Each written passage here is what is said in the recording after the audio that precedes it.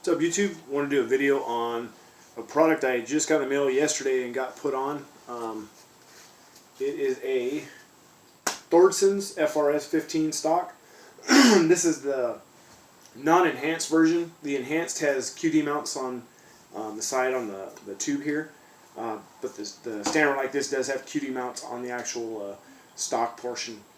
I posted a video earlier about the XL machine hammerhead grip and a fixed stock, and I looked into these, but they were sold out at the time. When I purchased that, Amazon actually had the XL machine hammerhead grip in stock, and some people mentioned it in the comment section as well. As I've looked at them before. This one I managed to find on Calguns. A guy was selling it actually new in the pack on there for a pretty reasonable price. It was a little less than what Thordsen sells it for on their website. And they were sold out for a while. It looks like they might have stock in now. But actually, like I said, just put it on. It was easy to install. Came with all the tools you'll need minus just a flathead screwdriver to put your bolt in here. But it comes with little Allens to put these. One side kind of sets in with the thread, the female portion, and then they give you a screw on each side. So there's two and two basically going here. That attach just to a standard carbine buffer tube. And then this attaches just where your pistol grip was. Everything else, just standard attachment. Your bolt goes through here, just like you'd normally install a pistol grip on an AR. So installation was real easy. It literally took, maybe 5 minutes to put on it. It wasn't hard at all. Pretty solid setup, and I'm actually really impressed with the reach you have accessing the safety. I thought it'd be really awkward the way it looked. It's different. Obviously it's quite a bit different angle than what you normally shoot on the AR, but it's really not that bad. It doesn't feel like. I'll get some trigger time on this thing probably tomorrow, and I'll probably post a video of me shooting it or whatever, and how it actually works under firing conditions or whatever. But as far as just bringing it up, shouldering it, turning the safety on and off, it goes off pretty easy. I don't have huge hands. I wear like a large glove, and I can reach that going off really easy. Turn the safety back on. It kind of takes a little bit of manipulation to kind of work my thumb over to get access to it enough. See, it's kind of awkward there to turn on. So you can see it's kind of got a little awkward movement to get the safety back on. An ambidextrous might help that quite a bit. I don't know if maybe it would be easier if you ran like a small lever ambidextrous safety on this side. You're easier to reach the mag release. With my finger, you could always run an extended now that you can run a standard mag release on this. So Odin Works and those guys, I think Strike Industries as well makes kind of like an extended little paddle that either screws on or threads on or whatever that gives you a easier reach to the mag release. So how this sits basically right here, like I said, DOJ hasn't ruled. DOJ won't rule exactly what is going to be acceptable for featureless or whatever. They just won't. They'll just give you the generic letter that this seems to fall within the letter of the law, but we have 58 different prosecuting attorneys or whatever, 58 districts, and they may decipher the law differently or whatever. They're just basic generic answer. So like I said, Thordsen's puts it out there. I've seen new rifles for sale and local FFL set up this way.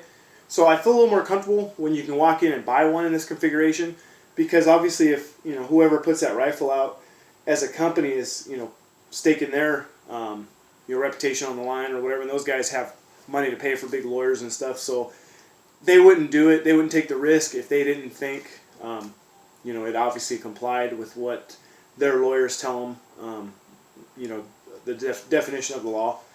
So anyways, guys, I just wanted to put it out there. That XL machine is kind of awkward. The hammerhead that I had, turn on and off, you have to run an ambidextrous safety on it to get it to work. This one, you don't have to. It may benefit. I have one that I might throw in or something tomorrow just to try. But it's doable. I can reach it on and off. It's not a problem. So just as a reminder, if you do run them this way, you do run this stock, this buffer tube cover, you have to run a muzzle brake of some sort, and you can't run any kind of vertical grip, on the rail or whatever to keep it compliant.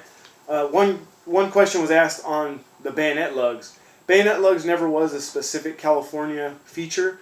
That was actually part of the federal ban of 94 to 04. So bayonet lugs are good to go as far as that goes. That's one goofy feature that California actually lets you keep. They weren't too worried like the feds were, I guess. People running around stabbing people with AR-15s or whatever. So, but that's not a, you don't have to saw your bayonet lug off for any reason. That doesn't count as a feature. But just make sure you have a brake of some sort that doesn't reduce flash or doesn't advertise to reduce flash. And like I said, you can run this Thordsen setup, and you can run a standard mag release, and so that makes it nice to like I said, to actually have a mag release. You can actually drop mags with instead of like I said, a bullet button or a rad lock or something like that. But just to show you the cheek weld, that's comfortable. I mean, right there, this stock is a little longer than length of pull than I normally run my stock at. I usually run about second position, so it's probably about the length without the rubber butt pad. So it's not off by much. And like I said, the cheek weld is good. It feels pretty natural when you pull it up as far as your cheek weld goes. Even the grip angle doesn't feel bad. As far as where your hand placement is, that's it feels pretty decent. I mean, it definitely is a major step above that XL Machine hammerhead grip that I have on the other setup I had the video on. But this is quite costlier than the XL Machine. I want to say they're $125 or so for this version on Thordsen's website. I did see them on Amazon now, and I think they're about $140-ish for the enhanced, which gives you the QD, gives you the QD sockets on this extension tube cover. So, and like I said, they run extensions here. You get these anyway, so it just depends on what your preference is, where you run your QD. I usually like to run a QD up here, forward, but this was, like I said, I got a good deal on this, new in the pack, cheaper than what I could buy it from Thordsen's or Amazon or anything like that. So I wanted to give it a whirl, just more as a kind of a test mule, just to see how it works out, how I like it, because I got another rifle that is going to need some kind of system before the end of the year. So I want to give this one a try and see how it works and everything like that. And if it works out good, I'll probably buy another one to set up that other rifle and then pull the bullet button out of it, make it compliant for next year. So, anyways, guys, like I said, I'll hopefully get some shooting footage of it tomorrow. Post up to see. I'll run it with a sling, 2-point sling or whatever, come up from the sling and kind of do some just really basic drills with it just to see. Manipulating the safety, off, firing and then turn it back on and slinging the rifle, just to see what as far as the ergonomics go on it, if it's doable or whatever. But so far so good. I mean, just as like a tabletop without shooting it, I mean, I definitely give it a thumbs up. It seems a definite improvement over the Monster Mans or anything that you can actually wrap your thumb around. Just because I like to be able to manipulate the safety. With my thumb that I've trained with, so long, it's just natural for me that way. And this one seems, to get that done in a pretty decent way.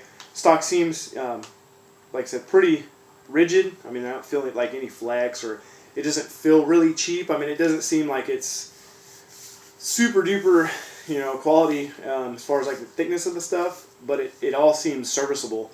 Like I said, I don't feel any flex in the actual material and stuff like that. So it looks like it's going to hold up. I guess the only way to tell is to use it and see what happens. But anyways, guys, that's just another option I want to bring you. Show you this Thordsen's because I was interested in it myself as a setup. So like I said, I'll hopefully get some trigger time with it tomorrow. Maybe get a chance to bring you some videos of it, and we'll go from there. Cool. I appreciate you guys watching. Thanks. Have a good night.